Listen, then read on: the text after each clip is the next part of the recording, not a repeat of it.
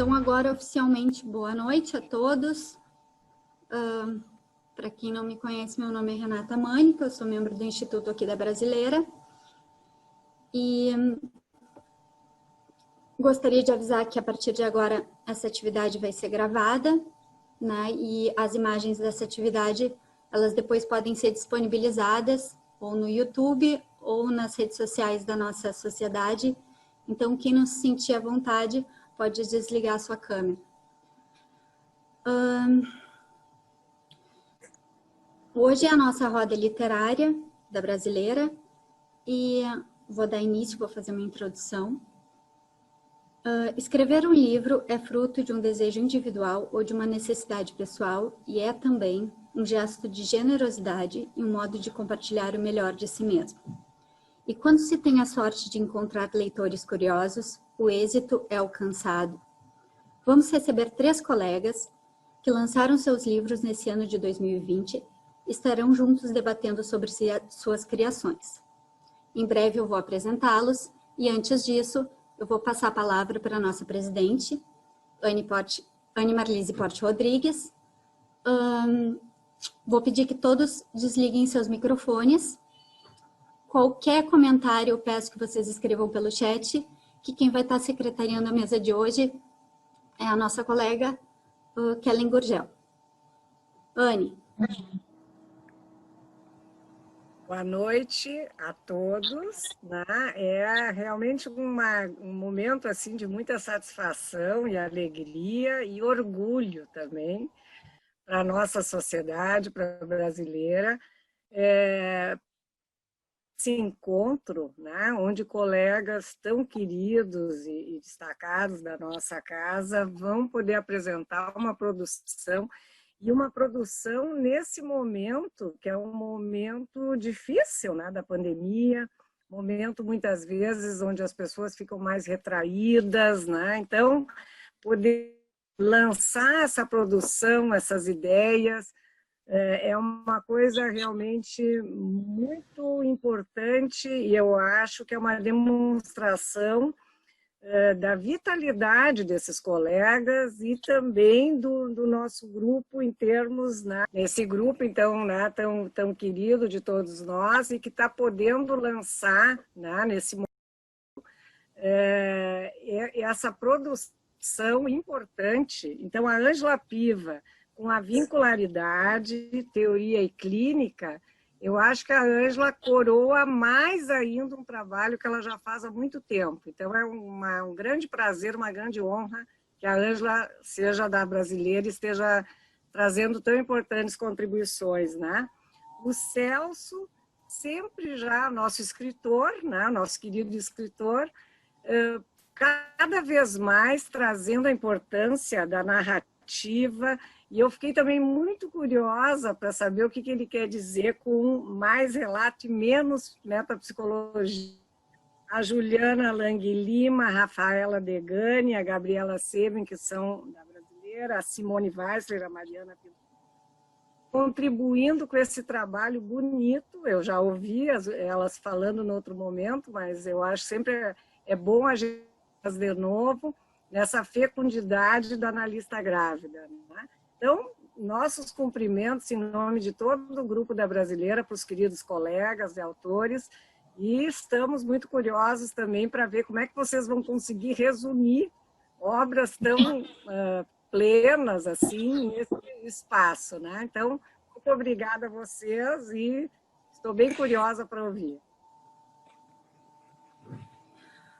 Bom, como a Anne já colocou, os nossos 3 convidados, né, com obras tão diferentes, com produções tão diferentes, e ao mesmo tempo nos instigando de formas diferentes e, de uma certa forma, complementares. Vou apresentar as 3 produções. Na verdade, os 3 nomes, eles vão apresentar as 3 produções. A gente vai ter uns 10, 15 minutos, 15 minutinhos cada um deles para falar, mas assim... Fala primeiro, Ângela, vamos comentar um pouco disso, depois fala o Celso, passa a palavra e a gente comenta um pouco, e depois a Juliana. Então, a Ângela Piva, que é psicanalista brasileira, escreveu o livro Vincularidade, Teoria e Clínica. O Celso Gutfried, mais relato e menos metapsicologia. Eu estou sem o livro da Ângela, mas ela vai poder nos mostrar porque chegou hoje, segundo ela, em mãos. E a Juliana Lang Lima, membro do Instituto da Brasileira, a analista grávida, junto com colegas psicanalistas também. Aqui o livro. O link para compra de todos os livros está no e-mail que a gente enviou para vocês, que vocês puderam se inscrever. Vamos começar com a Ângela. Ângela, a palavra está contigo. Colegas, é um prazer e uma alegria compartilhar com vocês essa abertura. Eu estou especialmente feliz pela surpresa de ter recebido o livro hoje. Chegou hoje na minha casa. Há 15 dias atrás, eu tive a notícia que ele estava pronto no dia do meu aniversário. Então, e hoje estou aqui para apresentar para vocês. Na verdade, esse livro ele foi escrito ao longo dos últimos 20 anos. Ele é um percurso de trabalho, de experiência de vida, de experiência de transmissão, de experiência com os pacientes, né? Que muito me enriqueceu. Então, eu vou ler brevemente a primeira página do livro, que é o que eu coloquei assim de coração para introduzir a pauta de hoje. Escrever um livro, em alguma medida, se assemelha a gerar e cuidar de um filho. Muito investimento, afeto, trabalho, alegrias e preocupações. Até que chega o momento de deixá-lo ir para o mundo. O que se faz com alegria e sentimento de realização. Entretanto, nunca sem angústia. Escrever o prefácio marca este momento e o lançamento do livro para os colegas é o segundo tempo dele. A perspectiva vincular me capturou há muito tempo, mais de 20 anos, com sua potência transformadora da teoria, da prática clínica e como uma forma de subjetivação. No livro, eu me propus a fazer um recorrido de conceitos de diversos autores, numa perspectiva vincular, que sustentam, que dão uma sedimentação e uma consistência à prática da vincularidade hoje. E de algumas ideias minhas que eu fui construindo ao longo destes anos. O meu objetivo também, neste livro, é fornecer ferramentas para a prática clínica em dispositivos vinculares, né? Mas, especialmente, a minha proposta e a minha missão nesse livro é transmitir uma forma de pensar e de interrogar os conceitos de maneira contextual. Tanto os conceitos já instituídos e consagrados na psicanálise, mas como eles se relacionam entre si, mas também interrogar os conceitos que, por exemplo, os membros de uma família, de um casal, de uma dupla parento-filial constroem para se relacionar.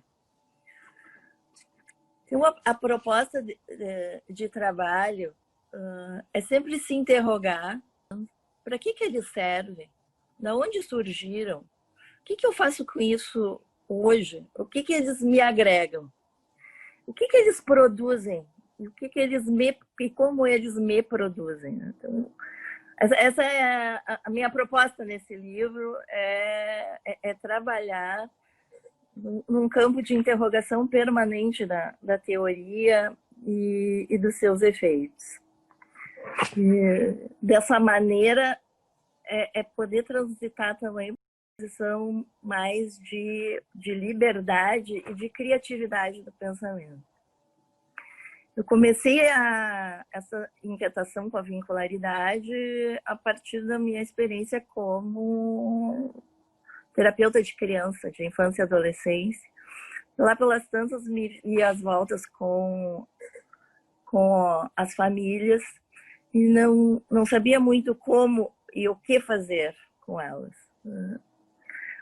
A partir disso, fui deixando que essas famílias entrassem no meu consultório e eu fui entrando nessas famílias e também aprendendo com elas. No ano de 92, eu fui a Buenos Aires e eu encontrei o primeiro livro do Dr. Berenstein, Psicanálise da Estrutura Familiar Inconsciente. Eu disse, existe psicanálise da estrutura familiar inconsciente, porque naquela época isso não se falava aqui. Né? E aí comprei o livro, adorei o livro, tive a oportunidade de conhecê-lo em Pelotas, quando ele vinha como sponsor da IPA, na época que o César, meu marido, fazia formação lá. E a partir daí comecei um trabalho de estudar com ele e de dialogar com ele, que segue até hoje. Mas o que mais me pegava na experiência com ele era qualquer pergunta que se fizesse, ele perguntava da onde que tinha surgido a pergunta, como é que tinha construído a ideia, como é que aquilo tinha surgido para mim naquele momento a propósito daquela situação. Então, desde este modelo de transmissão e de pensar, e de um modelo de transmissão da teoria, desde uma produção também de trabalho na relação com ele. Hoje, a perspectiva vincular na psicanálise, ela deixou de ser, né, uma psicanálise extramuros, né, meio outsider, transgressora, para albergar já diferentes linhas teóricas, né, que conversam entre si com as suas semelhanças e diferenças. Né? Então, eu me proponho já desde o início fazer uma apresentação já no primeiro capítulo desses diferentes grandes modelos teóricos, de maneira a apresentar para o leitor de forma mais didática possível, sem perder a consistência. E a partir disso, e também introduzindo algumas ideias de como eu venho pensando e de como eu aproveito na clínica esses diferentes modelos teóricos. O vincular, ele tem uma questão central, efetiva e importante, que parte da necessidade de a gente fazer um descentramento da noção de sujeito para se pensar desde uma produção vincular. Esse trabalho vincular, esse processamento vincular, ele acontece também em subjetivo. Então, é fonte de conflito, com certeza, é inerente. O problema não são os conflitos. A questão é como se lida com eles. E aí, os conflitos... de uma maneira ilusória, às vezes a gente pensa que uma relação que vá bem, ela não deveria apresentar conflitos, mas o conflito é motor também da relação e de produção. Mas também fonte de muito sofrimento, que é o que a gente faz na clínica. É poder pensar um conjunto vincular, como eles se produzem como agentes de mal-estar e de sofrimento mútuo. Eu não sei como é que eu estou aí no meu tempo, Renata, não quero avançar aí o meu tempo. Quase finalizando. Se tu quiser ir encerrando, pode... Tá bom, para deixar para depois. O que eu quero transmitir, então, é que o vincular é uma concepção psicanalítica, é um modo de se trabalhar, mas também é uma forma de produção de subjetividade.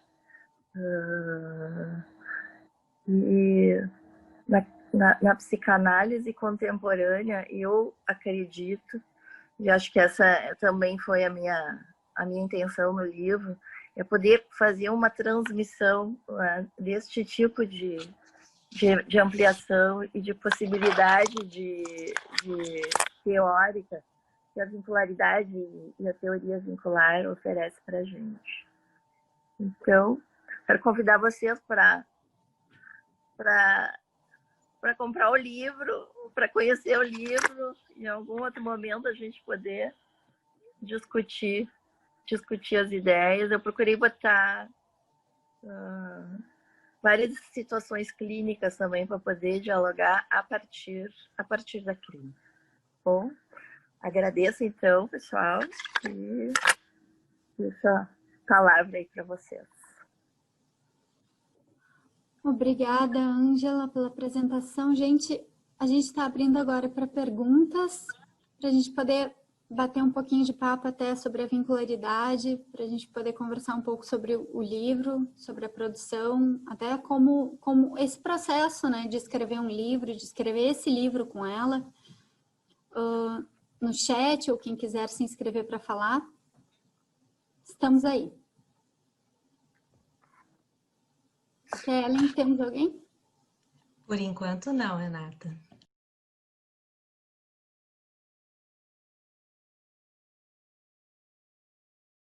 Eu já falei antes, mas mais para te ouvir mais um pouco, né? O que tu observa de diferença assim do método, vamos dizer, analítico mais clássico para esse o trabalho, as diferenças não só da técnica, dos resultados, o que tu observa assim que te fez querer desenvolver tanto essa área, que sem dúvida ela foi uma inovação na psicanálise, e ela foi adquirindo uma legitimidade, me parece, inclusive pelos resultados, né? Pela clínica, que foi se mostrando realmente um instrumento não só precioso, como muitas vezes o mais indicado, né? Então, queria ouvir mais, assim, para tu poder falar mais um pouco da tua experiência. Eu acho que ele enriquece muito, porque a gente se descentra de pensar só o sujeito, da sua perspectiva intrapsíquica, para começar a pensar esse sujeito desde os seus vínculos, desde o seu contexto. Acho que essa é uma mudança importante na escuta, independente do dispositivo analítico que a gente estiver trabalhando. Acho que essa é a grande primeira riqueza assim, que eu saliento. A outra é a produção de sofrimento. O dispositivo analítico bipessoal, às vezes ele é insuficiente para dar conta de se trabalhar analiticamente a produção de sofrimento vincular. Porque o vínculo dentro dessa concepção, ele requer a presença. Quando eu estou numa análise individual, estou trabalhando com o meu paciente, claro que estamos num entre ali, mas eu estou trabalhando numa dimensão que prioriza a representação que esse sujeito tem dos seus conflitos, seus personagens, dos seus vínculos. E hoje a gente sabe, né, que a gente tem vários sofrimentos que decorrem desta impossibilidade e que é uma produção conjunta. E para a gente poder trabalhar nisso, a gente necessariamente precisa ter as pessoas em presença. Às vezes eu não consigo, é limitado a possibilidade de análise de determinada dimensão de sofrimento do meu paciente num dispositivo individual. Acho que essa é outra questão que agrega. A terceira questão que eu acho indispensável, fundamental, essencial, para quem trabalha com criança e adolescente, essa perspectiva. Não consigo pensar uma forma de intervenção analítica que, com crianças e adolescentes que prescinda de fazer, pelo menos fazer um diálogo, né, com essas teorizações e poder se interrogar desde aí. Eu acho que são esses 3 pontos assim que eu considero que desde a experiência e ao longo destes anos é o que a vincularidade, a teoria vincular vai poder contribuindo. Nós temos 2 grandes escolas assim, de referência, que é na Argentina, a teoria vincular, produzidas pelo Isidoro Berinstein e a Janine Pouget. E na França nós temos o René Caillès. Eles vêm de experiências diferentes. O Berinstein e a Janine trabalhando como analistas, às vezes, de grupo, de casal, em pacientes mais graves, e o René Caillès com toda uma trajetória de começar a fazer pesquisa com grupos. A sua teorização ele começou a fazer a partir de um modelo de pesquisa com grupos e gradativamente foi incorporada pelos analistas que trabalhavam com casal e com família de maneira muito fecunda. Então, ele aproveita a Pierre Olagnier e desde aí se desdobra uma teorização também muito fecunda, muito, muito interessante. Então, acho que seriam esses 3 pontos aí que eu destacaria, né, como uma contribuição, né, da perspectiva. Só para te perguntar, a Janine e o Bernstein, eles não tinham a prática de análise de crianças? Eles não tinham? Não eles dessa prática. Eles começaram a estudar, era um grupo de estudos na Associação Argentina de Psicoterapia de Grupos. Eles tinham um grupo de estudos, então ali se reuniam analistas que trabalhavam com grupos ali na própria associação, analistas, a Janine trabalhava com casal, tinham analistas que trabalhavam com criança, analistas que trabalhavam em hospitais com pacientes graves, psicóticos. Depois, com a época da ditadura na Argentina, eles imigraram, a Janine, o Beres foi para Israel, a Janine foi para a França, conversaram, e toda essa experiência também do sofrimento produzido desde o social, que é outra dimensão importante do sofrimento psíquico, que eles também incorporaram e trouxeram para a teorização. Foi o desafio básico deles, se defrontar que a teoria psicanalítica era insuficiente como modelo para dar conta dos problemas que a clínica apresentava, né, nestes dispositivos de análise com criança, de grupo. Não se podia simplesmente fazer uma simples transposição dos conceitos psicanalíticos, né, na época muito vigentes ali, de kleinianos, identificação projetiva, enfim, para pensar os processos vinculares. Então, essa foi o trânsito, assim, né, a trajetória que eles foram fazendo, e com muita coragem no sentido de interrogar a teoria, interrogar os modelos que eram trabalhados e construir, fazendo uma interlocução muito, muito, muito forte, muito rica também com a filosofia, construir uma teorização que pudesse sustentar o que na clínica era vivido, né, nesses dispositivos ampliados aí. Então foi essa a trajetória deles, né, hoje já bem reconhecida. Bom, outra coisa que eu queria te perguntar, como é que tu pensa essa resistência da psicanálise tradicional à entrada desse novo modo de ver, assim? Por que tem tanta resistência? Já menos, né? Mas ainda tem, né, Ângela? Tem ainda áreas ou psicanalistas muito resistentes, assim, a poder considerar legítimo esse espaço dentro da psicanálise, né? A própria Janine comenta isso às vezes. Isso. Começa por uma definição, eu acho, né? Qual é o objeto da psicanálise? O inconsciente.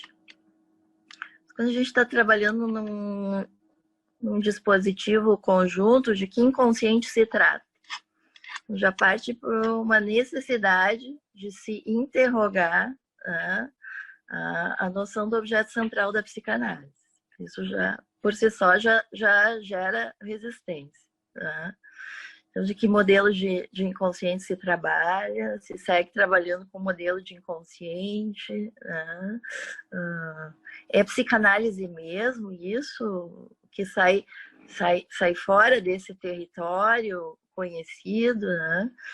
Outro conceito, ferramenta, que se trabalha conceito de representação, quando a gente agrega aí também na vincularidade, junto com este conceito importante, ferramenta importante na psicanálise, é o conceito de apresentação.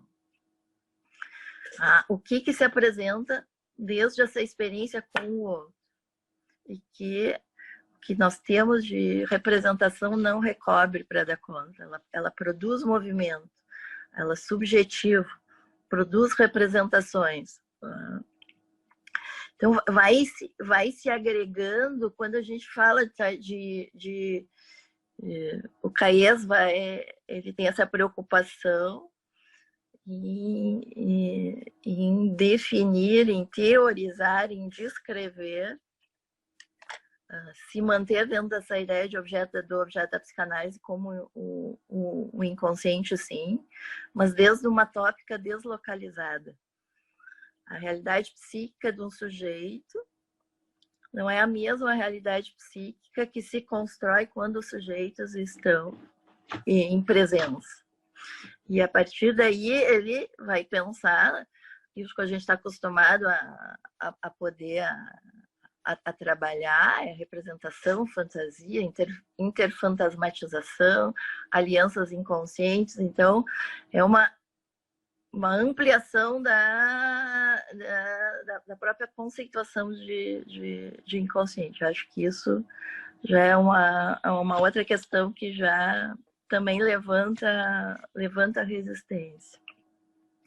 A outra questão que também às vezes se coloca aí, que é bem interessante de se pensar, é a produção de sintomas, desde sua perspectiva intrapsíquica do sujeito, mas não só se agregando a produção de sintomas, pensando esse sujeito na realidade psíquica vincular que ele habita e que o habita também. Então, vai modificando, vai interrogando uma série de conceitos, né, centrais da psicanálise. Né? Isso não tem como não gerar resistência. Eu poderia conversar um pouquinho, Kellen? Temos a Cris, Bia, inscrita, tá. Aí depois tu, pode ser? Claro que sim. Tá, então, Cris, contigo. Ângela, parabéns, né? Acho muito bacana essa ideia, né, de um trabalho de 20 anos que se revela, né, num livro. E então, antes de mais nada, me dá os parabéns para ti. E achei muito interessante quando tu diz que o Berenstein teve essa importância tão grande na transmissão, porque tu usa uma ideia, né, de que com o Berenstein tu aprendeu um modelo de transmissão da teoria onde ela tem que ser sempre questionada e interrogada. E me pareceu interessante essa essa tua lembrança. Então, daí tu começou a falar do Berice, da Janine Puget, do Caes, daí pensei em Argentina, França e agora Porto Alegre. Porto Alegre também produzindo conhecimento e produzindo livro, e também é um grupo que estuda há muito tempo psicanálise vincular, né? Nós temos a nossa sociedade, um grupo forte, que tu representa esse grupo também. Então, eu acho que a gente também tem que poder, né, desinstalar, assim, festejar isso, né? Que aqui em Porto Alegre, na nossa casa, também tem a Ângela, que produziu um livro com essa temática. Então, quero dar os parabéns, assim, na verdade, é dizer que não é só França e Argentina, Porto Alegre e Brasil também produzindo. Acho que essa é um espaço importante, assim, que a gente tem na sociedade. Então, tem resistência, sim, mas eu acho que a nossa sociedade é um espaço muito fecundo, assim, né?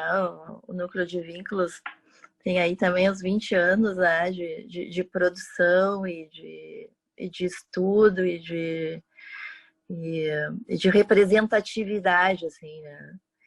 E se me perguntarem, assim, a lembrança assim, mais carinhosa que eu tenho do Berenstein, a Janine escreveu o prefácio do livro, assim, tenho muita gratidão.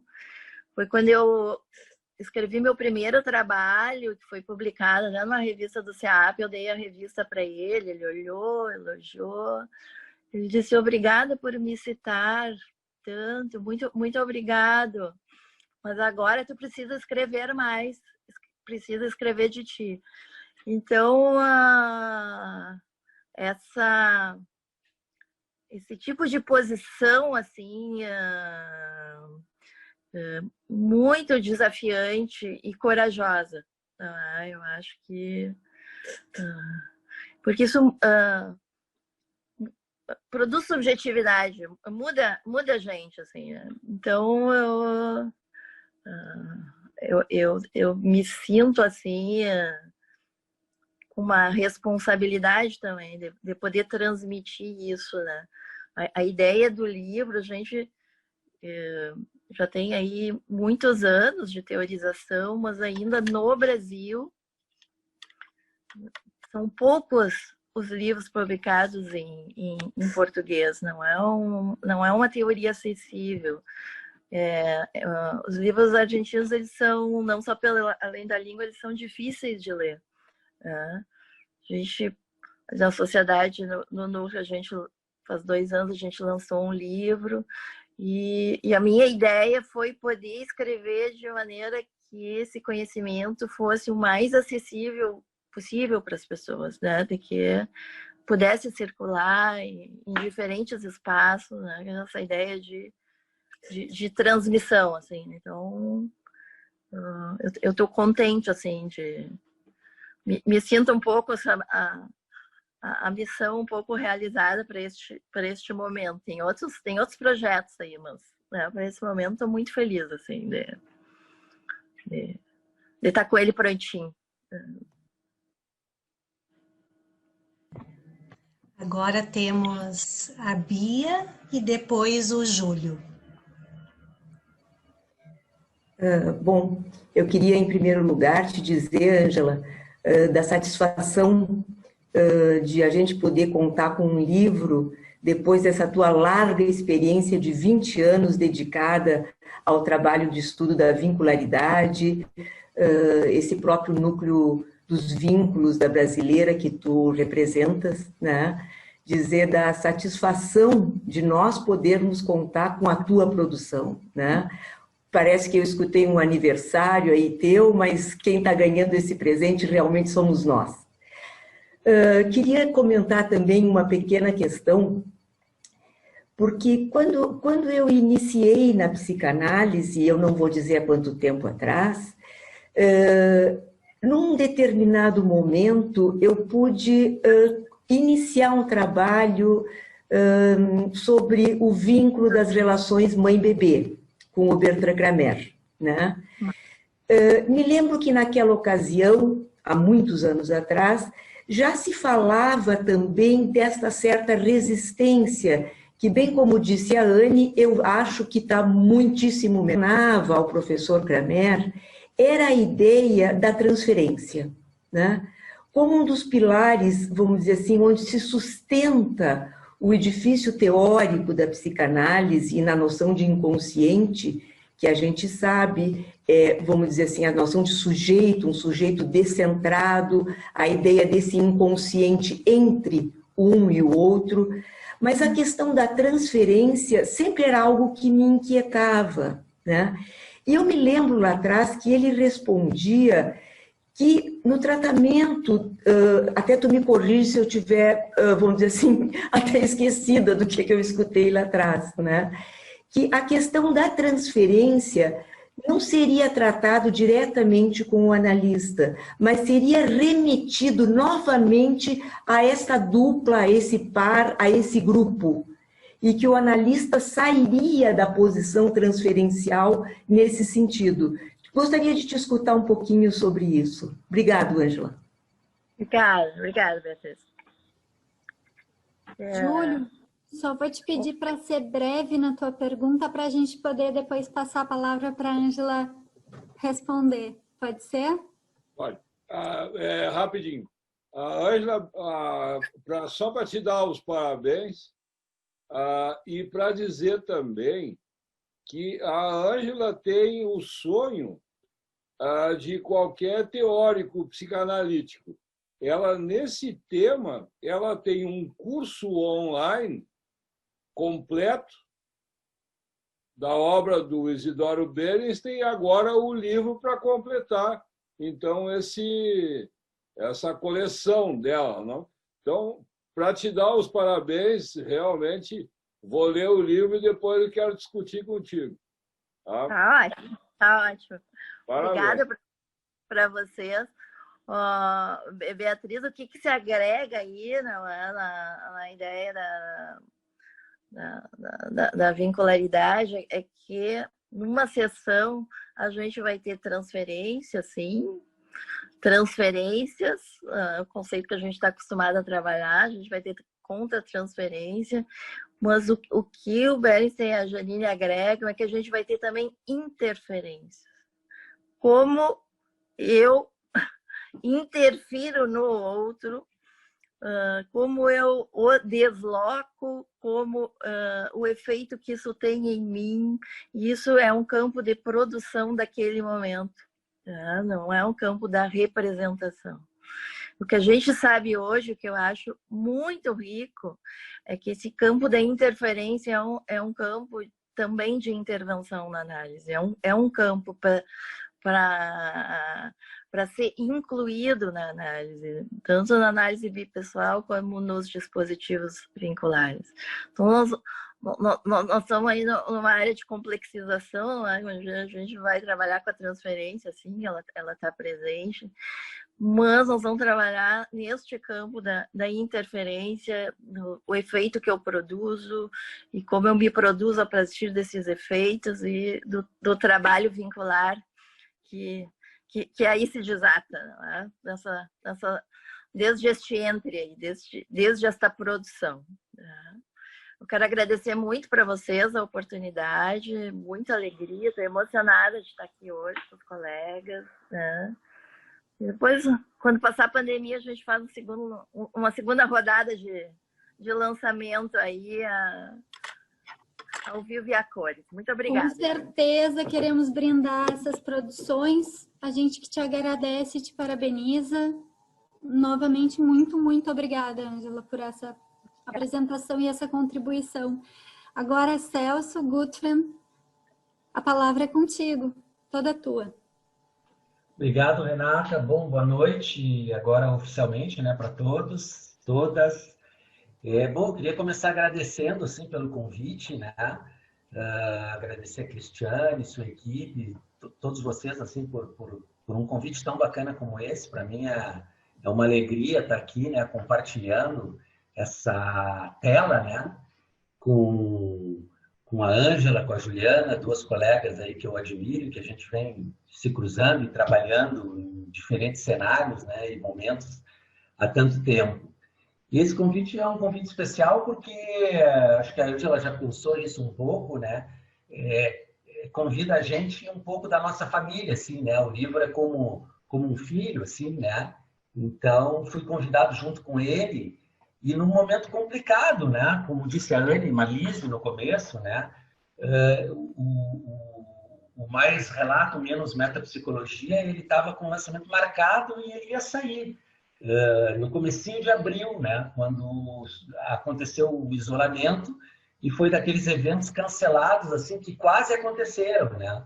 Então foi uma frustração grande e poder ser convidado para de alguma maneira reparar isso é sempre uma coisa muito legal, né? Então eu agradeço mesmo assim por essa oportunidade e poder estar aqui em casa, né?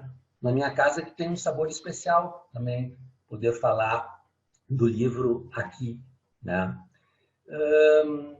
Para falar do livro, eu acho que eu vou contar um pouquinho assim da história do livro, mas um pouquinho da minha história, né? Como escritor, mas bem pouquinho, bem sintético, né? A minha ideia sempre foi, desde a infância e da adolescência, de ser escritor, uma coisa que nasceu na infância, na adolescência, mas de ser um poeta, né? E eu acabo realizando isso, porque eu me torno um poeta. Não estou dizendo que seja um bom poeta, mas um poeta que publica livros de poesia, que é lido nesses livros e tal, né? Mas com o tempo, e aí já não era um sonho de infância e de adolescência, era uma coisa que eu não tinha imaginado. Eu acho que foi fruto das circunstâncias, assim, foram surgindo outros gêneros, né? Então eu passei a escrever para criança, eu passei a escrever ensaio, eu passei a escrever crônicas, né? Mas tudo isso veio de gaiato depois, assim. O sonho era a poesia, né? A poesia é o creme de la creme para mim, né? Paradoxalmente, o gênero de mais difícil edição é a poesia. Para todo mundo e para mim sempre foi, assim, né? Eu sempre ralei muito para poder editar os meus poemas, né? O que acabou não acontecendo com os outros gêneros, né? Que é de edição menos difícil, às vezes até mais fácil, por uma série de circunstâncias que não vale a pena a gente evocar aqui. Mas eu digo isso porque esse livro, então, ele aparece numa editora, que é a Artes e Ecos, e ele veio também como um pedido do editor, porque o editor, o Lucas Krieger, que é um jovem colega, poeta e artista e psicanalista da SIG, ele é um sujeito que é louco no sentido de dizer, eu quero editar poesia, eu quero editar muita poesia, eu quero editar toda a poesia que tu faz. E aí eu fui editando toda a minha poesia. Aí um dia ele me pediu assim, não tem um ensaio aí para eu editar também, né? Aí eu pensei, bom, eu tenho que dar um ensaio para ele, porque ele está editando toda a minha poesia e a minha poesia não vende nada, porque poesia não vende quase nada, não é? Então eu tinha essa ideia na cabeça, assim, de entregar um ensaio para ele, como uma espécie de uma retribuição. Mas eu não ia entregar qualquer ensaio para ele, né? E eu queria entregar um ensaio que tivesse bastante poesia, bastante literatura, bastante narratividade, né? E eu estou contando essa história, eu acho que não é gratuitamente, eu estou contando essa história porque ela tem a ver um pouco assim com a alma do livro, né? Porque eu não acho que seja à toa que a poesia venda pouco e seja um gênero de difícil edição, né? Eu acho que a poesia é o cerne, a poesia é a alma, a poesia é o sentimento no seu estado mais cru, no seu estado mais puro, né? Então é natural que ela seja de difícil edição e quando ela parece diluída em outras coisas, não é? Como, por exemplo, até na música popular brasileira, aí todo mundo ouve, mas o poema é mais difícil das pessoas ouvirem. E eu acho que isso tem uma analogia com a psicanálise também, né? Porque a psicanálise também encontra resistência, né? E eu acho que a psicanálise encontra resistência porque ela é muito poética. Eu acho que é a parte poética da psicanálise. A gente fala que é o dar-se conta, que são as emoções, que é a dificuldade de mergulhar na gente mesmo, para ver a dor, para sentir a dor, mas tudo isso é a poesia, é o poético, né? Por que eu fui escolher os gêneros mais difíceis, poesia e psicanálise? Bom, isso eu estou tentando descobrir até hoje e não vem o caso, né? No momento. Mas eu queria entregar esse livro para esse editor E aí eu pensei assim, tem um tema que me interessa bastante, né? E esse tema que me interessa bastante, eu já venho escrevendo sobre isso há um tempo, é justamente esse cruzamento da poesia com a psicanálise, ou da arte com a psicanálise. Eu vinha de escrever um livro sobre isso, um livro com bastante metapsicologia, um livro com bastante teoria, não é? E desse livro eu fiquei com uma indagação, né? Essa indagação eu não sei bem onde nasceu, assim, às vezes eu localizo até no Bernard Goes, né? Bernard Goes às vezes dizia assim, fazia a seguinte pergunta: o que a nossa época esconde, né? Quais são os nossos pontos cegos? Sobre o que a gente não pode falar, né? Porque décadas antes não podia se falar de pedofilia, ou de violência contra a mulher, né? Ou de racismo. Mas e hoje, né? O que a gente acha que pode falar sobre tudo, sobre o que a gente não pode falar, né? E numa analogia a esse tipo de questão, eu pensei assim, tá, mas aonde nós nos atrapalhamos? Aonde nós nos atrapalhamos com a psicanálise, né? E uma ideia que eu vim alimentando há muito tempo é que um dos pontos que a gente se atrapalha, né, é justamente no uso da teoria, né? Ou no uso da metapsicologia.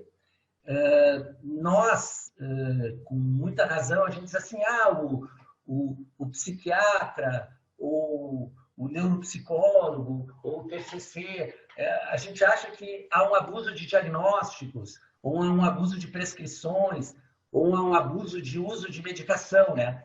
Mas e nós, que também somos humanos, falíveis, limitados, qual é a nossa tendência de abusar? E eu sempre tive essa ideia que a nossa tendência de abusar é justamente o abuso da teoria, né? É justamente o abuso da metapsicologia. Não o estudo da teoria e da metapsicologia, porque a gente não seria ninguém se a gente não estudasse muita teoria e muita metapsicologia, mas é a maneira como a gente a aplica, né? Aquilo que a Pierre Olagnier chamou de violência da interpretação, né? Ou que aparece na obra do Winnicott depois, né? Ou de psicanalistas mais contemporâneos, que de uma certa maneira flexibilizam a interpretação e que dizem, olha, a gente tem que ter muito cuidado para não usar a teoria antes ou não usar a teoria em excesso, né? Então, esse é um cuidado que eu tenho, e eu acho que a arte nos disciplina e nos ajuda muito para evitar esse tipo de abuso, né?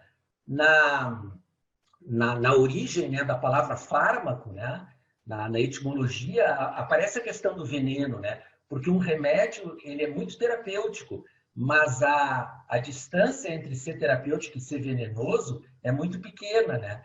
Eu acho que algo a gente faz diariamente também com a teoria, né? No sentido de que se a gente não puder usar como um tempero no momento certo, na hora certa, a gente perde aquilo que a Ângela estava falando, né? Que é uma das partes mais sagradas do nosso trabalho, que é o estar com, né? Aquilo que se passa naquele momento, né?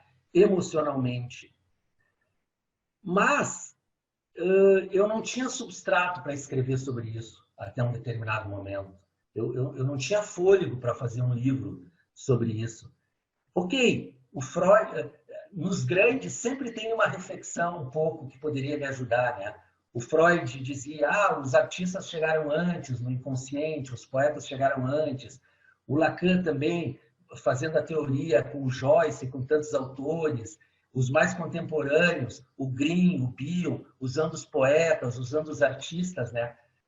Só que esse livro nasce quando eu encontro um filósofo, que é um filósofo chamado Georges Politzer, que é uma pessoa hoje pouco lida, e hoje menos lida, mas que eu acabei descobrindo, e que ele marcou, assim, ele marcou profundamente a psicanálise francesa, ele marcou a filosofia francesa, através da sua filosofia e através de um livro, que é um livro fantástico, assim, que hoje é um dos meus livros de cabeceira e que me ajudou a poder escrever um dessa. É eu querer encaixar aquilo no Édipo. O pequeno Hans não era o Édipo. O pequeno Hans tinha questões edípicas, né? Como todos nós vamos ter todas as questões dos conceitos, mas a cada uma dessas questões nós vamos agregar algo inédito. E se eu tiver com a teoria muito na frente, muito precoce, muito intensa, se ela atravessar a escuta do relato, eu vou perder esse estar com, de que a Ângela falava, e eu vou perder o inédito dessa pessoa. Por isso, quando a Ângela diz, né, que a teoria da vincularidade ela precisa dar conta de algo que a psicanálise não dava conta. Segundo o Politzer, e eu concordo com ele, a teoria da psicanálise, eu vou dizer uma coisa meio forte agora, embora eu acredite nela, a teoria da psicanálise ela não dá conta de nenhum paciente. Por isso, o Ogden diz que há um determinado momento que a gente vai atender as pessoas que nós precisamos esquecer a teoria, para depois relembrar essa teoria, não é? E para que essa teoria nos ajude, nos deixe preparado, nos deixe armado, mas eu vou ter que fazer algum acréscimo nela para dar conta daquilo que só diz respeito àquela pessoa e que é inédito, mesmo que ela tenha questões edípicas, questões histéricas, questões perversas, questões de toda hora, questões bissexuais, não importa. Mas, se eu não tiver distraído, se eu não tiver frouxo, se eu não tiver solto para ouvir esse relato, eu corro o risco de perder esse momento de estar com e colocar aquela pessoa a quem eu estou escutando no meu postulado inicial, por mais brilhante e bonito que ele seja. Quem é que pode nos amenizar isso, né? E é isso que eu coloco no livro, né? Quem nos ajuda, né, a ter essa disciplina meio indisciplinada, esse jeito mais sensível, né? Esse jeito mais aberto de poder dosar a teoria?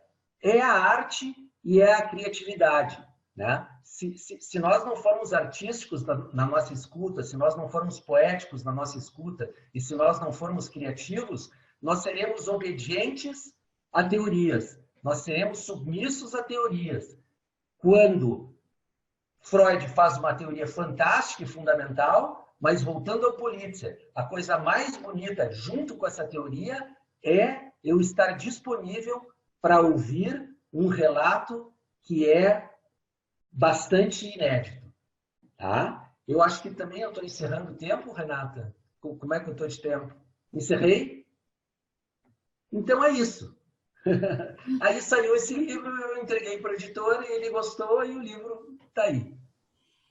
Não foi à toa que a Anne começou falando do teu título, não é um título informativo, é uma manchete, né, provocativa, né, que desacomoda, assim, né, eu acho que todo mundo fica, mas tem essa tua pitada aí, né, Celso, que faz isso, né. Deixa eu ver, eu vou passar para a Kellen agora com as inscrições. Tá, temos a Anne. Contigo, Anne. Eu fico até constrangida de sempre começar fazendo uma pergunta, mas me ocorre, quando eu ouço os colegas, vão me ocorrendo muitas coisas. E eu fiquei pensando, a primeira coisa que eu pensei foi assim, só na brasileira para alguém poder dizer isso que o Celso está fazendo, que é vamos dizer assim, é um questionamento ao Freud, à metapsicologia, né? Então, eu acho que isso é uma coisa muito importante, assim, que a gente possa realmente discutir e pensar, né? E quando tu estava falando, tu mesmo acabaste citando, eu me lembrei que quando a gente estuda o Pequeno Hans, né, ou vai dar esse tipo de seminário sobre o Pequeno Hans, uma das críticas que fazem ao Freud, né, alguns autores, sobre esse texto, é que o Freud tentaria, através do Pequeno Hans, encaixar a teoria dele dos 3 ensaios. Então, que era todo o tempo o encaixe da teoria no caso, né? E se a gente olha, né, vamos dizer assim, por esse viés, até dá para pensar que pode ter esse, né? Mas, ao mesmo tempo, o desejo do Freud de ajudar o Pequeno Hans e do pai, enfim, transcende, ao meu ver, qualquer tipo de teoria que ele pudesse ter de substrato, né? Então, eu queria... claro que eu acho que as teorias elas são modelos para pensar, né? Elas são fundamentais, né? Se a gente, vamos dizer, também não se instrumentasse com as teorias, eu queria te ouvir como é que seria uma pessoa sem teoria, se tu teria uma imagem disso para nos dar, como é que ela trabalharia, né? Porque todos nós vamos elegendo as nossas teorias, porque é por onde a gente vai entendendo ou pensando no material, né? Mas eu me lembrei, agora eu não me lembro se é o Sandler, lá de São Paulo, quem era, que uma vez eu li, que ele disse assim, por que será que a maioria dos pacientes atendidos acaba melhorando, independente da orientação teórica de cada analista, né? Então, se eu tiver orientação kleiniana, vai ter pacientes que melhoram. Se a orientação é winnicottiana, tem pacientes que melhoram. Se é bioniana, freudiana, enfim. Então, ele traz essa questão, né, que teriam coisas que transcendem a teoria, né, que iriam além da teoria. Então, eu estava trazendo mais esses elementos para pensar e também me dá sempre... Parece que eu gostaria sempre de poder defender o Freud também, mas eu acho que não se trata disso, né? Eu acho que se trata da gente poder pensar essas coisas e abrir pensamentos, né? Mas meus parabéns, Celso, é muito interessante o que tu está colocando. Kelly, eu gostaria de me inscrever, mas eu não estou conseguindo pelo chat, tá? Eu tento aqui mandar a inscrição e ela não vai. Me ajuda, Kelly, por favor. Já te botei aqui. Então, nós vamos fazer assim, ó. Temos mais 5 pessoas inscritas, então eu vou passar essas 3 primeiras inscrições, né? E aí depois devolve para o Celso, eu acho. Depois mais as outras, pode ser? Pode ser assim, Celso, também? Tudo bem? Só vamos pedir que todos sejam breves para a gente poder escutar todo mundo e escutar o Celso também. E ainda temos o livro da Juliana Lang, pode ser? Pode ser, vamos lá então. Primeiro é a Ana Paula, está inscrita. Contigo, Ana. Celso, eu pedi a palavra só para bater uma salva de palmas para ti. Mais palmas, Celso. Entretanto, eu queria saber, não estou vendo a Ângela, Ângela, estou te vendo agora, parabéns. Um livro é sempre realmente uma grande realização. Parabéns pelo livro e pela teoria vincular, enfim. A Juliana e a Rafaela já vou cumprimentar antes, e a Gabriela também, que são as autoras do livro da nossa sociedade, que eu não vou falar depois, né, para não tomar tempo. Celso, o teu título... Ele, além de ser provocativo, para mim, ele é uma flechada, né? Então, vocês imaginem eu ouvindo menos metapsicologia. De qualquer forma, o que eu quero te dizer é que sim, que uma dos entraves do trabalho analítico é a rigidez de conceitos, né? Absolutamente isso é um entrave, é um problema. Assim como a falta de conceitos, eu também considero outro problema.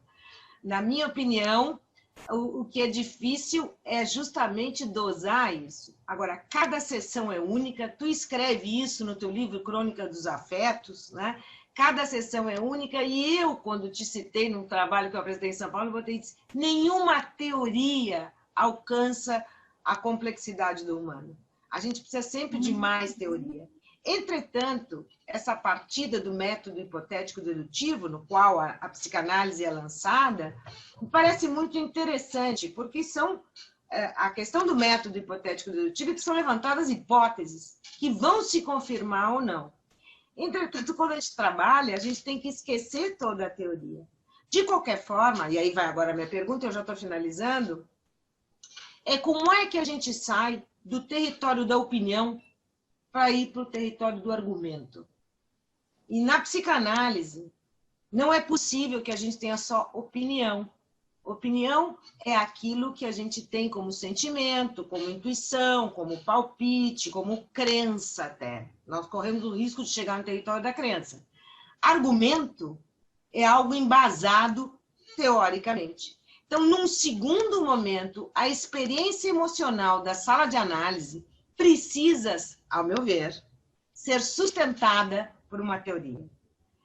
Para quê? Para que se possa dar inteligibilidade à experiência emocional. Então, eu acho que são momentos distintos. Foi ótimo te ouvir. Obrigada. Temos agora aqui a Marta Miller. que escreve assim: Celso, queria que falasse um pouco sobre uma associação entre o que tu dizes e as ideias de Ferenczi, se ele fez essa associação. E a próxima inscrição é da Ângela, né? Ângela, tu estava tentando te escrever também, né? Tava. Tá, então coloca também a tua pergunta e aí a gente devolve para o Celso e depois temos mais o Tércio e a Bia. Vamos lá. Queria dar os parabéns para o Celso.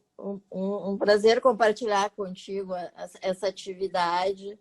Eu fiquei feliz que os nossos livros conversam de forma tão interessante, assim, né? Porque o problema não é as teorias, né? O que se faz com elas, né? Eu acho que as teorias são necessárias, mas essa ideia de poder trabalhar com elas e interrogar elas permanentemente é que faz a diferença. Muito obrigada de poder estar contigo aí, Celso. Parabéns. Celso, tu queres que eu repita a da Marta? Que mandou Não precisa. Eu tenho aqui. Eu tenho. Tá. Então tá. Bom, eu vou ter que fazer um. Ainda tem perguntas antes? Nós temos mais 2 inscritos. Quem sabe a gente ouve. Ouve então? Então tá, vamos lá. O próximo então é o Tércio e depois a Bia. Peço que sejam breves para nós retomar a palavra com o Celso, por favor. Tércio? Pessoal, a minha pergunta é para o Celso, mas eu gostaria de incluir também a Ângela, porque acho que dialogam, né, os livros. O livro da Ângela eu não li ainda, o do Celso eu já pude ler, foi muito importante, eu acho, para a gente que está iniciando, está fazendo formação, ter acesso a algo, eu vou chamar assim de vanguarda da psicanálise, porque é uma provocação, é algo que está na bolha das coisas novas que a gente estuda, né? Tanto o texto da Ângela e, sobretudo, o do Celso, porque eu já li. Então, a minha pergunta para o Celso é a seguinte: como é que tu articula para a gente aqui, que tu faz algo no livro muito interessante, entre a poesia e a prosa, e entre a escuta e a interpretação, que é algo que tu trabalha bastante durante o texto, né? Eu queria que tu falasse um pouquinho para nós nessa transposição, nessa transcriação, ou então na tradução entre o poema e a prosa. Essa é a minha pergunta. Muito obrigado e parabéns aí para todos e para as colegas que vão também depois apresentar o Analista Grávida. Obrigado. Agora é a Bia. Bia Betts. Bom, o título, né, Celso, menos metapsicologia, o que a flechada, como diz a Ana Paula, é a questão da metapsicologia. Quando eu vi o título, eu saí correndo para comprar o livro e eu li o teu livro assim numa sentada, né? E com uma satisfação imensa. E queria dizer que alguém que domina a obra freudiana com tanta solidez como tu, e que tem um embasamento teórico freudiano tão forte, ousa colocar um título de impacto estético, que me dá a impressão que o teu livro percorre o tempo inteiro, né? A impressão que me ficou também, várias, né? Selecionei uma ou duas só. A impressão que me ficou do teu livro é uma forte ideia de que tu não fazes tu não apresenta um temor, um conceito do Bion que eu gosto muito, tu não tens um temor reverencial aos conceitos, tu fazes uma referência aos conceitos e não apresentas temor referencial, né? E isso te liberta muito e torna a tua fala absolutamente, não entendo como provocativa no sentido de desqualificar a teoria. Eu acho que tu vai um pouco naquela máxima kantiana que nos diz que o conceito, e quando Kant fala em conceito, ele está falando de teoria. O conceito sem intuição é vazio, e a intuição sem conceito é cega. Então, eu acho que o teu livro o tempo inteiro percorre o casamento sexualizado, erotizado do conceito com a intuição. E é realmente uma obra-prima. Ele é absolutamente edípico, porque ele casa, ele copula conceito e intuição. Os parabéns e dizer da minha satisfação com o teu livro. Bom, fiquei sem palavras aqui, né? Te agradeço muito, Bia, e em nome de todos que fizeram as perguntas. Ainda bem que a gente sabe que na nossa área não se responde pergunta nenhuma, né? Nem se deve responder, né? Porque eu não vou conseguir responder nenhuma pergunta que vocês fizeram. Mas falaram de teoria, falaram de poesia, falasse de conceito, falaram de título, né? Sem dúvida nenhuma, o título não faz jus ao livro, né? O livro, ele é, na minha opinião, uma homenagem à metapsicologia, né? Eu acho que quando eu proponho uma reflexão sobre a utilização da metapsicologia, como é que ela vai se articular no relato, a partir dessa citação que tu fizesse, Kant e Bion, não é? Eu acho que isso é uma reflexão sobre a metapsicologia. Essa questão do título, eu sempre fui ruim de título, né? E sempre achava que meus livros de poesia não vendiam muito por causa do título. O primeiro livro de poemas que eu fiz chamava A Gema e o Amarelo, e eu tinha certeza que o problema era o título, não é? Um dia eu tive uma conversa com a minha filha, que ela queria saber uns problemas que eu tinha, porque eu estava querendo saber de uns problemas dela, e tinha aquela discussão, disse, olha, o problema que eu tenho é que meus livros não vendem muito, não é? Aí ela falou, mas não vendem por causa do título. E eu disse, como assim não vende por causa do título? Olha o livro que tu acabou de editar. Qual? Aí se chamava Narrar, Ser Mãe, Ser Pai e Outros Ensaios sobre a Parentalidade. Ela falou, não vai vender com esse nome, esse livro não vai vender. Tá ruim de título. Então, eu sempre tive essa obsessão por melhorar os meus títulos. E esse título eu tiro do livro do Ferenczi. Essa expressão, mais relato do Ferenczi, meu ato falho, porque me perguntaram sobre Ferenczi, do Politzer. O Politzer diz, é preciso menos metapsicologia para se ter mais ensaio e mais relato. Ele não está dizendo que não tem que ter metapsicologia, ele está dizendo que precisa ter um equilíbrio, que é isso que vocês colocaram nas observações. Eu acho que não se prova nada sem argumento, tudo parte dos argumentos. Eu acho que nós não podemos não ter a teoria. A proposta é que a gente se esqueça da teoria e depois relembre, né? Isso seria como um pintor que vai pintar um abstrato sem dominar o figurado, não é? Ou sem refletir um pouco sobre a pintura, não tem como, né? É tudo uma questão assim de poder não deixar que isso fique duro, que isso fique frio, como vocês disseram.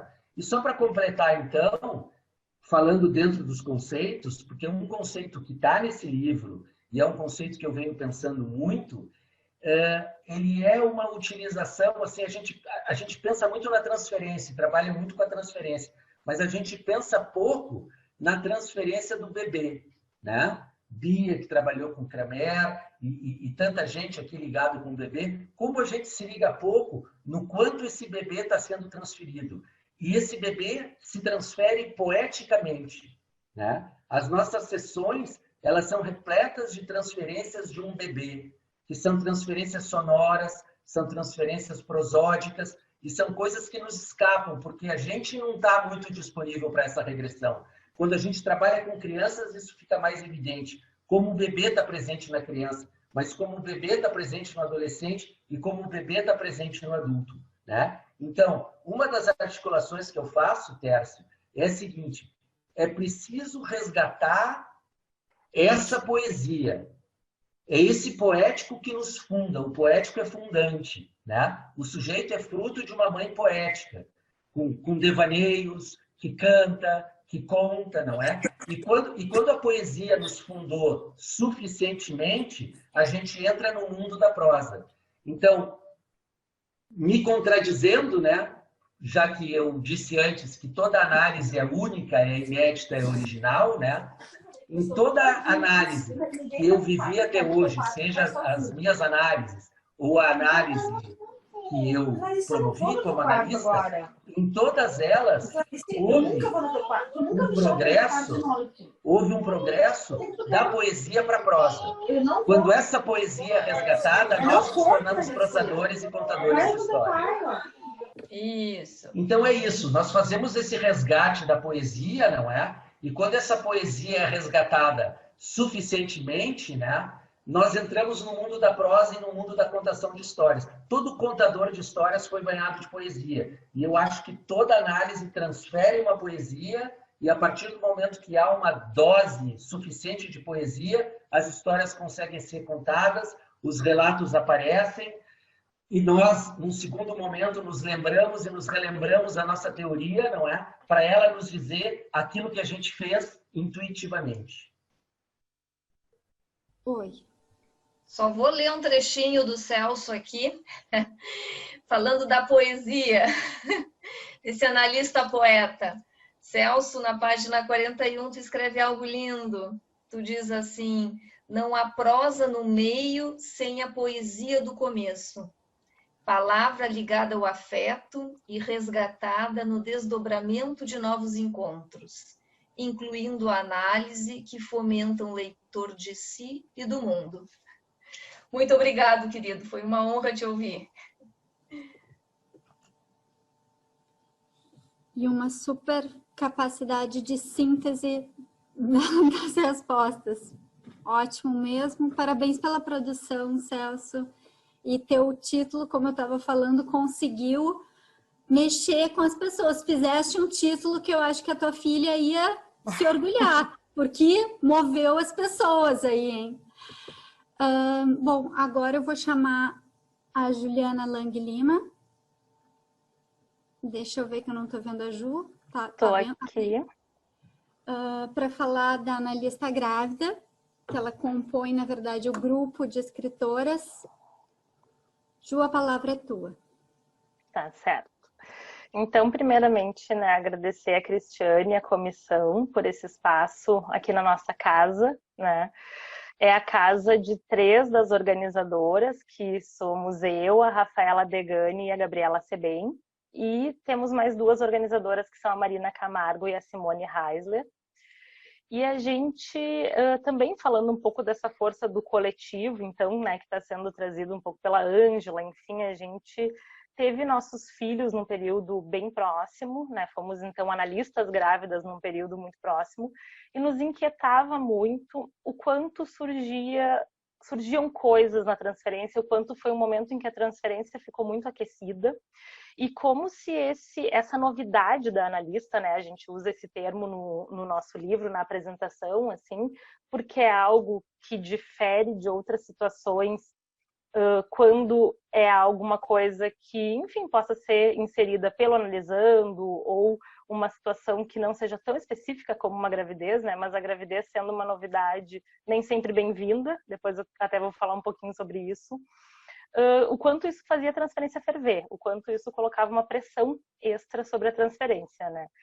E aí a gente foi começar a pesquisar um pouco para ler sobre isso, para se embasar um pouco da teoria, então, né, seguindo aí no tema do Celso. E a nossa surpresa foi que a gente encontrou muito pouco material sobre isso, né? Claro, a gente encontrou algumas coisas, principalmente em revistas teóricas, né? Mas assim, eram trabalhos esparsos e geralmente tratando do efeito da gravidez da analista na sua clínica, né? Trazendo um caso clínico, um recorte, uma vinheta, enfim. Mas muito pouco falando da questão da analista grávida, né? Então, por isso também o nosso título, depois de muito pensar, porque imaginem que entre 5 pessoas, né, decidir um título não é uma tarefa fácil, a gente optou por algo muito direto e muito autoexplicativo. A analista grávida, né? E aí vamos ver o que isso a gente pode dizer disso, assim. Então, a gente também achou interessante convidar pessoas que pudessem falar desde experiências diferentes, né, como uma analista que vai falar sobre análise de crianças, como a Lísia Leite, nossa colega aqui da Brasileira, que traz a questão da supervisão da analista grávida, A gente tem capítulo sobre a psicossomática, que fala mais, então, desse corpo, né, que se escancara e que está aí se transformando diante do olhar dos analisandos.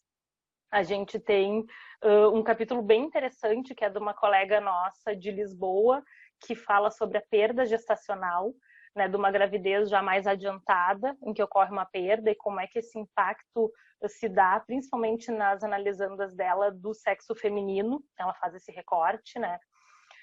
Enfim, então a gente buscou fazer um livro um tanto quanto diverso, assim, porque a gente se ampara também numa ideia que é um provérbio africano que diz assim que é preciso toda uma aldeia para educar uma criança. Então a gente brinca que também é preciso uma espécie de coletivo para poder acolher essa analista grávida, que em geral ela está também num estado mais regressivo, num estado de muitas fantasias, num estado de muitas questões suas que podem derramar-se sobre a clínica, né? E essa é uma hipótese nossa de por que estão poucas publicações sobre o assunto, né? A gente pesquisou e não achou nunca nenhum livro sobre esse assunto, né? Então, claro que isso nos orgulha muito, a gente adora dizer que o nosso livro é pioneiro, né? Não sei se é o único, mas certamente tem um tanto de ineditismo, assim. E as pessoas que a gente convidou para compor também esse projeto, em geral, quando recebiam um convite, manifestavam um pouco de surpresa, assim, né?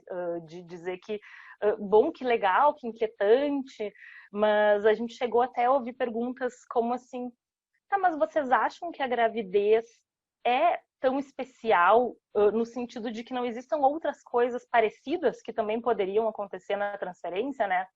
Usando um exemplo atual, por exemplo, se a analista pega Covid, fica internada, né, isso também não vai ter um impacto na relação com seus analisandos? E é óbvio que sim, né? A gente sabe que às vezes até desmarcar uma sessão pode desencadear uma série de acontecimentos.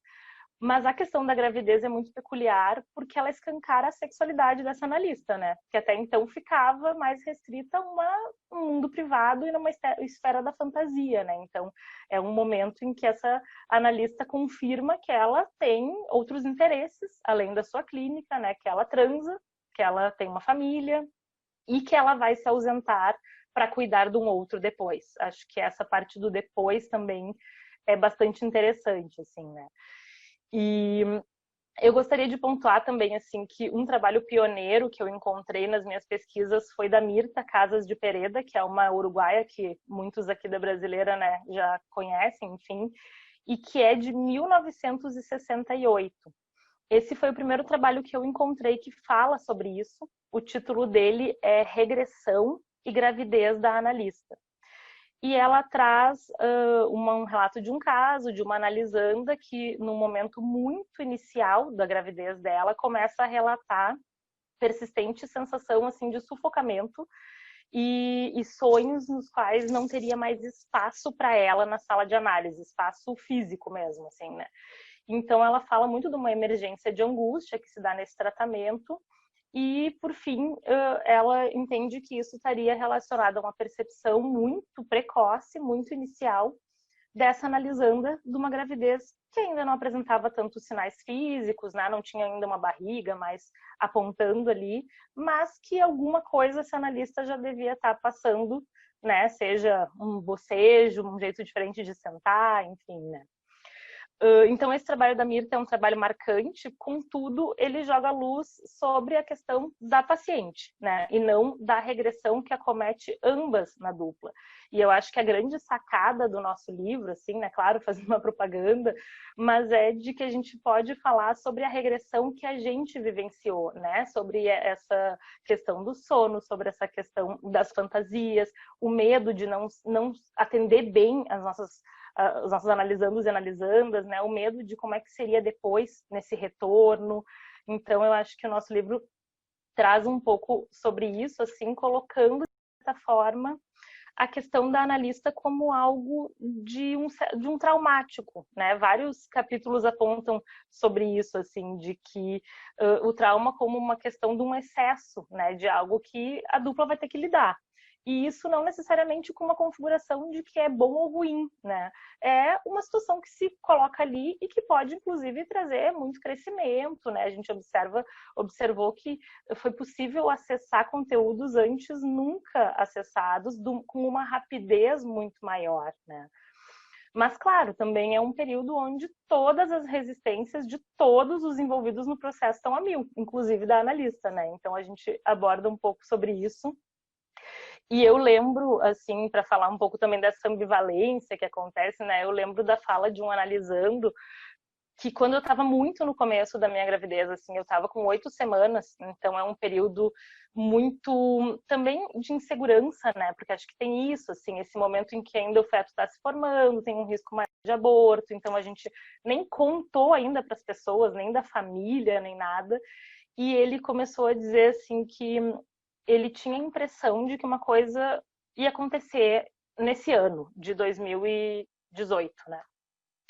E aí a gente tentava trabalhar, bom, mas o que vai acontecer, né? E ele dizia, eu não sei, mas parece que é alguma coisa relacionada à análise, eu tô com um pressentimento ruim. Mas se for algo da tua vida pessoal, não me conta, porque eu não quero saber. E, bom, aí o tempo passou, né? Algumas semanas, uma barriguinha começa a aparecer e ele foi o primeiro a me perguntar se eu estava grávida, né? E aí, bom, confirmei que eu estava. E a resposta dele foi genial, assim, porque ele disse, o que eu vou te dizer? Se foi planejado, parabéns. Se não foi, sinto muito. Então, eu acho que ele, com essa frase, consegue sintetizar que nem sempre um bebê é desejado. No caso dele, não era, né? E, bom, depois ele fez as contas e na cabeça dele ele chegou à conclusão de que foi planejado porque o meu neném nasceu em fevereiro e eu geralmente tirava férias em fevereiro, né? Então ele achou que foi minuciosamente planejado.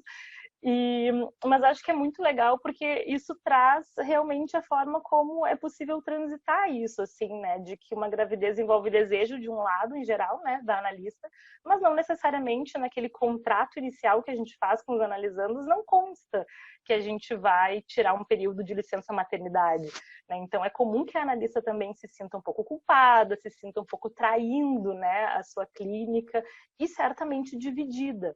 Né? Então, acho que isso também é legal, a gente traz em alguns momentos a questão desse retorno, né, desse período, porque essa licença maternidade é um período, em geral, que nunca foi experimentado por essa dupla antes, né, uma distância muito maior do que umas férias, né, umas férias vão ser 20 dias, um mês no máximo, né, uma licença maternidade, o nosso grupo, nós tiramos de 2 meses e meio a 3 meses, né, então, acho que isso também é muito interessante a gente pensar que é um período em que a gente se angustia, porque, em geral, é um momento da clínica em que a gente já está trabalhando bastante, a gente está vendo o resultado de muitos anos de investimento e fica aquele medo, assim, bom, mas e agora, né? Como é que vai ser esse retorno? Como é que vai ser conciliar maternidade e trabalho? E eu vi esses tempos até a respeito disso, uma pesquisa da Fundação Getúlio Vargas, que é um dado que eu gostaria de trazer, assim, que no Brasil cerca de 50% das mulheres perdem seus empregos no período de até 2 anos depois de terem seus filhos. E claro, né, a gente está falando de empregos formais, com carteira assinada, enfim, não é o nosso caso. Mas acho que trago isso para pensar também o quanto na fantasia da analista pode circular muitas vezes uma fantasia de que as coisas vão ruir, né? De que tudo que foi construído até então não vai se sustentar, como é que vai ser a amamentação, como é que vai ser juntar dinheiro para esse período sem trabalhar, né? Se a própria gravidez já é um assunto pouco falado, essas questões então menos ainda, né? Então são algumas das coisas que eu trouxe para a gente começar a conversar, assim, para apresentar um pouquinho do livro, né? A gente tem um perfil no Instagram, que é @analistagrávida, que foi uma criação também em função da pandemia, né? A gente, assim como o Celso, nós estávamos com o nosso lançamento marcado já para o dia 9 de maio, que seria a véspera do Dia das Mães. Então, foi cuidadosamente pensado também, planejado, né? Mais do que o nenê. E, enfim, não rolou, né, esse tipo de lançamento, mas a gente está muito feliz de poder estar aqui. E, na verdade, assim, o que se seguiu para nós foi muito surpreendente, porque a gente, fazendo esse perfil no Instagram e começando a fazer algumas atividades, a gente acessou pessoas do Brasil inteiro. a gente vendeu o livro em Portugal, a gente vai falar em Lisboa, na Sociedade de Lisboa, né? A gente tem evento em Manaus, a gente tem evento em Aracaju, vendeu para o Acre. Então foi muito surpreendente, foi muito legal esse retorno. E sempre com essa ideia assim de muitas mulheres nos procurando para dizer o quanto se sentiram acompanhadas ao lerem nossas palavras, né? Acho que isso que é legal, assim, para aquelas que já passaram, é um alento encontrar algo, e também dentro dessa ideia de transmissão, que eu acho que foi falada aqui hoje, assim, né, que a nossa ideia era de deixar algo que pudesse também ser lido por essas mulheres que vão passar por uma gravidez e que também possam se sentir amparadas com algo de teoria que a gente, né, tentou construir, a gente tentou, a maioria de nós, com uma base bem freudiana, mas também temos autores como Winnicott, Laplanche, né, que eu me lembro agora, assim, a portuguesa é mais kleiniana, então a gente também tentou abarcar linhas diferentes, né, para poder ficar um livro, assim como a maternidade, é cada um a seu estilo. O nosso livro também são ensaios que a gente buscou que cada uma pudesse preservar muito o seu estilo e sempre trazendo muito material clínico, assim como forma de dialogar e poder fazer, de fato, uma construção muito única, né, muito pessoal. Mas é isso, fico por aqui, então. Obrigada. Obrigada, Diana. Kellen, já iria passar as inscrições. Tá. Temos o Júlio Campos. Júlio, inscrito. Juliana, eu quando vi que vocês tinham publicado esse livro, há uns 2 meses atrás, eu acho, fiquei muito contente, porque eu aproveito de público para dizer que são poucas as vezes que a pólvora é inventada de novo. E eu acho que vocês inventaram a pólvora. Porque eu nunca vi nada parecido. Que 5 pessoas que passem pela mesma situação, e no caso, bueno, digamos, é a situação de maior criatividade que o ser humano pode se meter, não é certo? Sim, mais que isso não dá, né? Não existe. Mas que eu sempre achei que quando a gente vai enfrentar uma coisa difícil, é mais fácil formar um grupo para fazer aquilo. E tenho feito isso na minha vida profissional várias vezes, não? E tem dado certo, porque realmente é bom estar num grupo. Agora, eu nunca imaginaria formar um grupo de grávidas para pensar a gravidez. Nunca. Fiquei fascinado com a ideia. Achei, olha, eu que sou especialista em formar grupos, eu vou te dizer, aplaudo assim, barbaramente. Eu tenho várias dúvidas. Eu vou ler o livro de vocês e vou dar o livro de vocês de presente também, porque merece, não é certo? Assim, só pelo título e pelas condições já tem que ser bom, não é certo? Mas tu tocas na tua exposição num tema que se tu, não sei se consegues me responder, ou deixo pontuado a dúvida, que é a seguinte: quando a Mirta Pereda levanta a ideia sobre esse paciente, isso aí faz bastante tempo, não? Hoje em dia, já com tanta água passado por baixo da ponte, te pergunto, como é que poderia ela e o paciente estar dentro da mesma sala e o paciente não se dá conta que tem um outro ser ali? Como chamar isso? O wireless? Hoje em dia, a inclusão do wireless dentro das ideias da transferência contra transferência. Gostaria de te propor a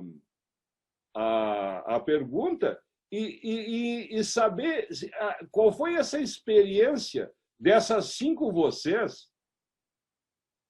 e os pacientes de vocês adivinhando. Porque daí tu dizes, né? Ah, não, era um jeito que ela sentava que o paciente se deu conta. Não, vamos combinar, né? É a vida do cara que está em jogo e ali ele trazia o problema, inclusive o teu paciente trouxe isso, se ele tinha sido programado, ou querido, ou desejado, ou não, né? Certo? Com absoluta razão. Eu gostaria, eu não consegui perguntar isso direito para minha mãe, mas gostaria de ter perguntado. Se bem que não adianta perguntar para as mães, porque elas não sabem responder. Né? Elas sempre vão dizer que sim, né? Certo? Assim, então não adianta, né, Ana Paula? Então, não, é isso aí. Eu tinha mais 30 coisas para falar, mas eu vou segurar o carro. Meus parabéns. Maravilhoso. Maravilhoso. Tá ótimo, Júlio.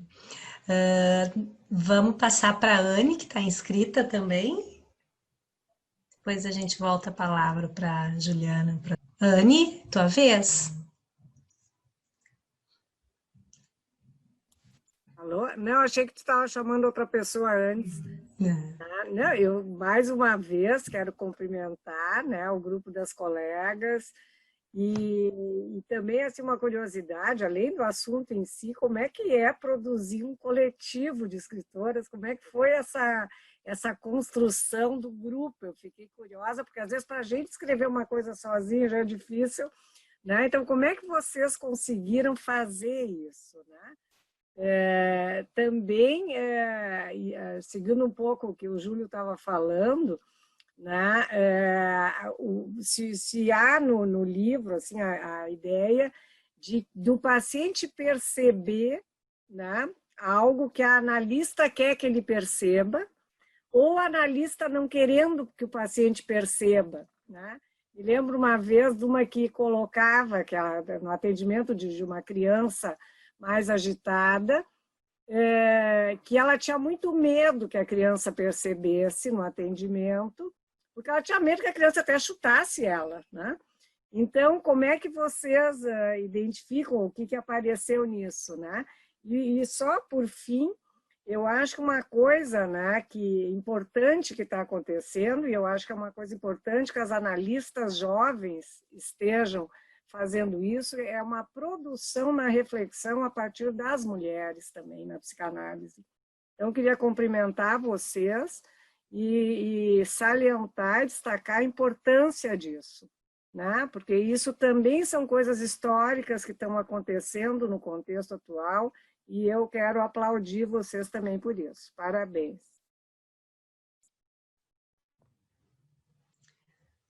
Agora, então, a Bia, e aí depois a gente volta com a Juliana. Bom, o que eu queria dizer para as organizadoras da Analista Grávida, a Juliana, a Rafaela, a Marina, a Simone e a Gabriela, né? Queria dizer assim, com toda a minha admiração e com toda a minha identificação com as ideias que esse livro traz, né? São textos absolutamente diversos, distintos, riquíssimos. Queria dizer da minha identificação com essa vitalidade, com esta criatividade, com esta potência criativa deste grupo, que se reuniu e que tinha espaço para pensar, para gestar bebês, para gestar ideias, e o livro é realmente um primor, né? Queria cumprimentá-las e dizer que o sucesso que estão tendo mundo afora com a Analista Grávida é mais do que merecido. Parabéns, analistas grávidas de psicanálise.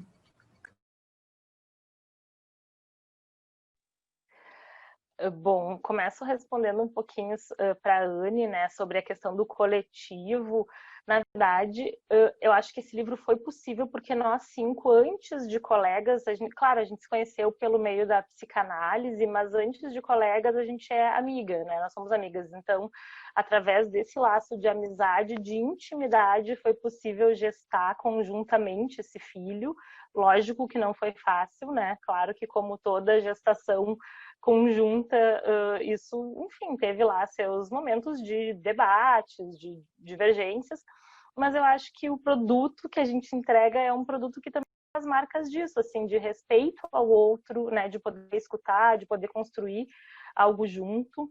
E legal que tu lembrou uma coisa que eu esqueci de falar, mas sobre essa questão do lugar de fala, né? Porque o nosso livro, ele é só feito por autoras mulheres e toda a equipe que trabalhou nele, exceto o Lucas Krieger, né? Que é o nosso editor também, da editora Artes e Ecos, que também engravidou no meio do caminho, então ele foi um analista grávido junto com a gente, né? Mas todas as pessoas, desde a revisora de português, da bibliotecária, da pessoa que fez a capa, eram mulheres e isso foi cuidadosamente pensado, imaginando que isso traria mais verdade ao nosso livro, né? Por ser uma experiência muito peculiar, uma experiência muito íntima. E acho que sim, né, Júlio? Daí isso tem a ver com o fato de todo esse tempo que passou, desde que a Mirta corajosamente pôde escrever. Era outro tempo, né, culturalmente falando, o movimento feminista avançou muito e certamente a voz que nós temos hoje a gente deve a essas mulheres que vieram antes de nós, né? Agora, se é possível que alguém esteja na mesma sala e não perceba, eu penso que não, né? E a gente tem o meu capítulo, inclusive e o da Simone, especialmente esses dois, tratam da questão da comunicação inconsciente e a gente vai examinar aqueles textos do Freud que são considerados textos mais, assim, são da telepatia, dos sonhos e ocultismo, né? Que são textos menos conhecidos até. E que ele traz um pouco essa questão, assim, de como é que é possível que, então, alguém perceba algo que ainda não está posto em palavras, longe disso, ou que sequer é uma coisa que a analista está querendo mostrar. Contudo, ele fala que existe um estado que é próprio de pessoas excitadamente apaixonadas. E isso as coloca muito sensíveis. E daí, se a gente pensar na transferência, né, que é um caldeirão pulsional, bom, faz todo sentido que aquela pessoa esteja ali revivendo as suas questões. E claro, né, a gente pensar também que todos nós viemos de um útero, né? Então, o útero é a nossa primeira casa. Isso remete a esse estranho entre nós, não sei se é o wireless ou é um Heimlich do Freud, né? Mas tem algo que se passa ali que faz com que essa comunicação, alguns daí conseguem verbalizar isso muito cedo, e outros também pelas suas questões, pela sua história, vão poder enxergar só quando a analista conta, né, lá pelos 6, 7 meses e chama para uma conversa, olha, né, daqui a um tempo eu vou ter que me ausentar, enfim. Mas agradecer também os comentários de vocês, a oportunidade de estar aqui. Então, o livro pode ser comprado nessa página do Instagram, né, então a gente entrega rapidinho em Porto Alegre, entrega para todo o Brasil e vai ser um prazer fazer com que mais pessoas possam nos ler e dialogar com a gente, que essa é a nossa ideia, é poder conversar sobre ele.